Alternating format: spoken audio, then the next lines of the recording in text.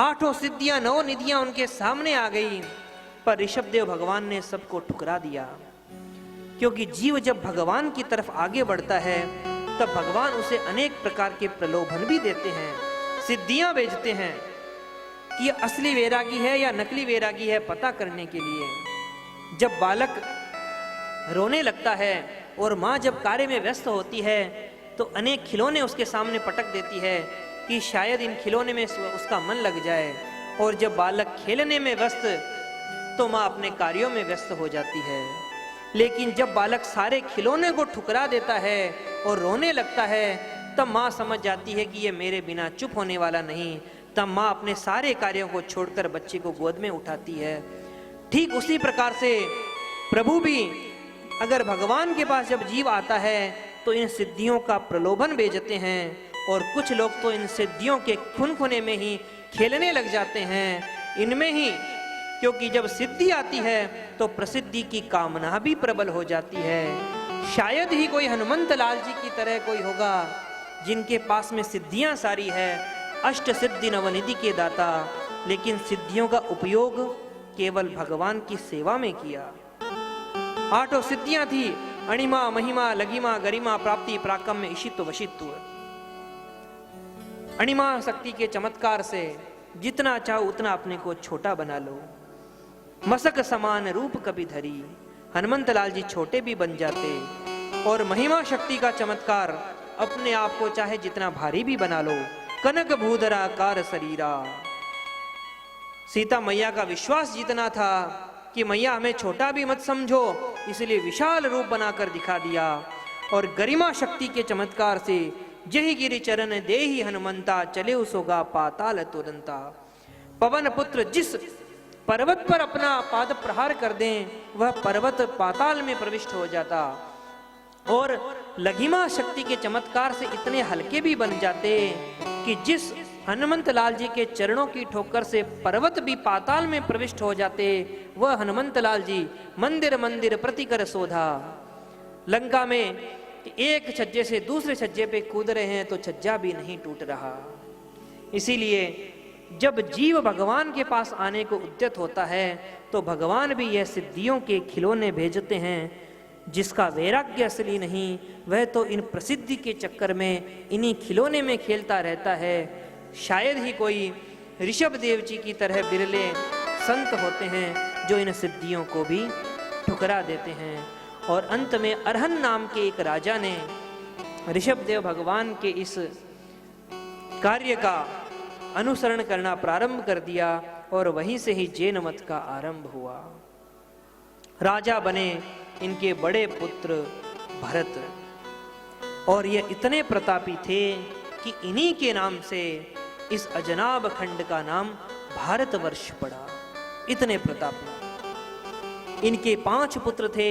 बड़े पुत्र सुमति को राज्य सौंपकर कुल्हाश्रम चले गए तपस्या करने के लिए। चक्रवर्ती सम्राट सब कुछ छोड़ दिया और गंडकी नदी के तट कुल्हाश्रम पर जाकर तपस्या करने लगे।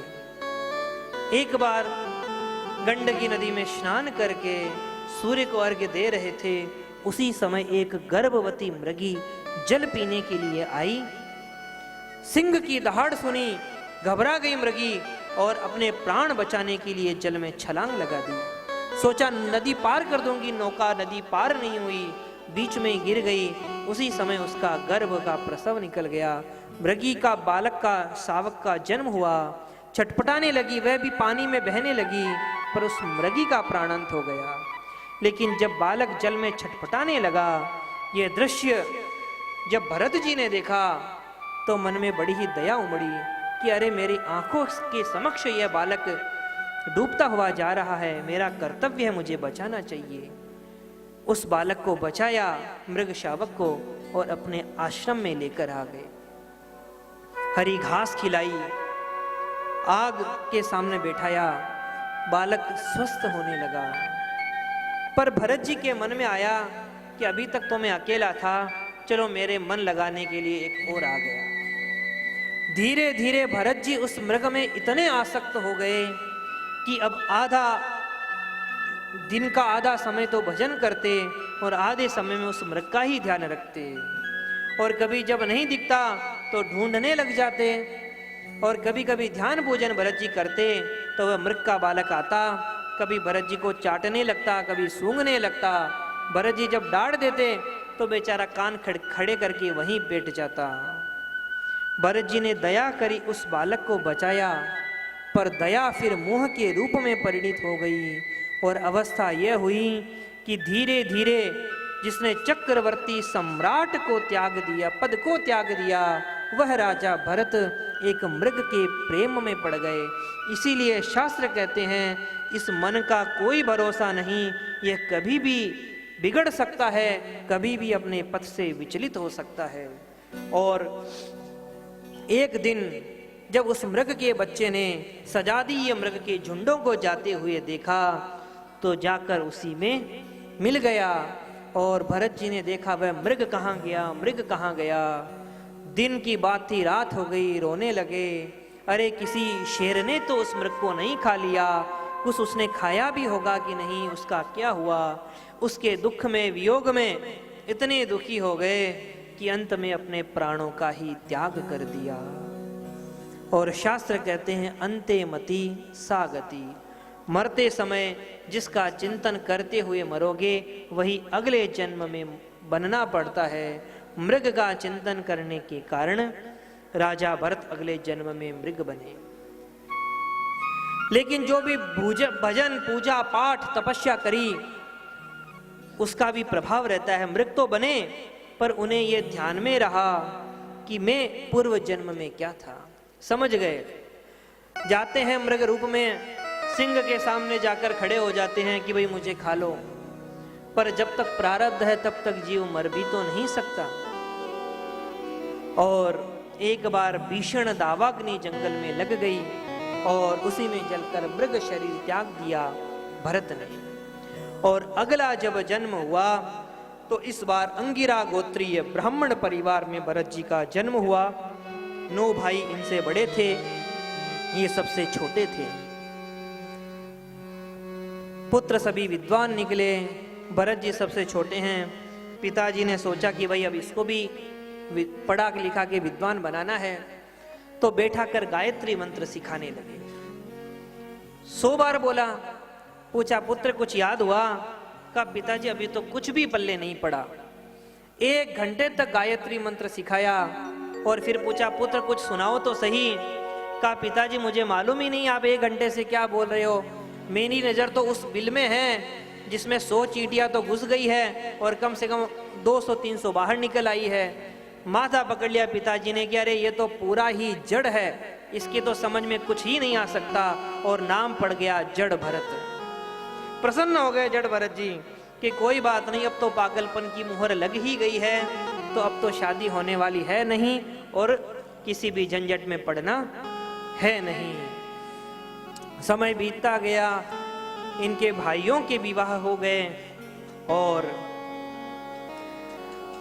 इनका विवाह हुआ नहीं क्योंकि पागलपन की मुहर लग गई थी और ये विवाह करना भी नहीं चाहते थे।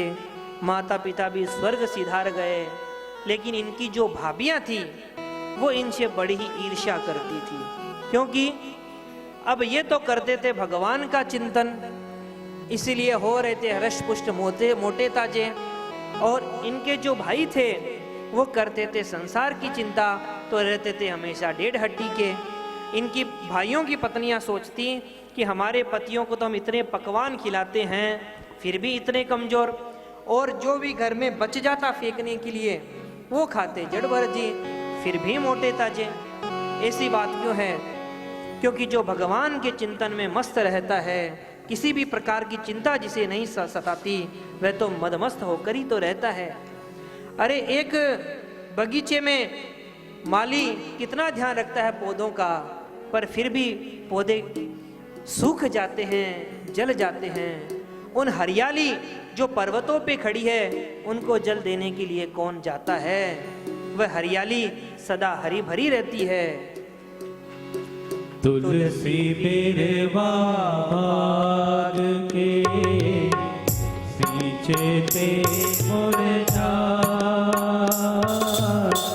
तुलसी मेरे बाग के सींचे ते मुरझाए। राम भरोसे जे रहे, कर हरियाए। कबीरा पर्वत पे हरिया, तुलसी बिरवा बाग के सींचे ते मुरझाए। राम भरोसे जे रहे, पर्वत पे हरियाए। कबीरा पर्वत पे हरिया, अजगर करे न चाकरी, पंछी करे न काम। अजगर करे न चाकरी, पंछी करे न काम। दास मनों का कह गए, सबके दाता राम। कबीरा सबके दाता राम। अजगर करे न चाकरी, पंछी करे न काम।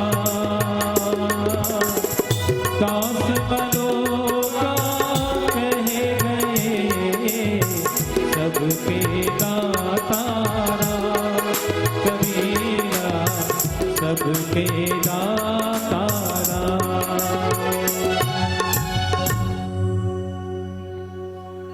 जब जड़ भरत जी के कारण परिवार में कलह होने लगा, तो भाइयों ने जड़ भरत जी को एक बार अपने खेत ले गए और कहने लगे, देखो जड़ भरत, तुम यहीं पर रहो, हम यहीं पर ही तुम्हारे खाने पीने का प्रबंध कर देंगे।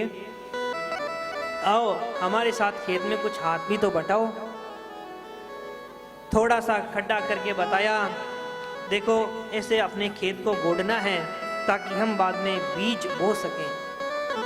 जड़ भरत जी का चिंता मत करो भाइयों, मैंने समझ लिया कैसे गोड़ना है।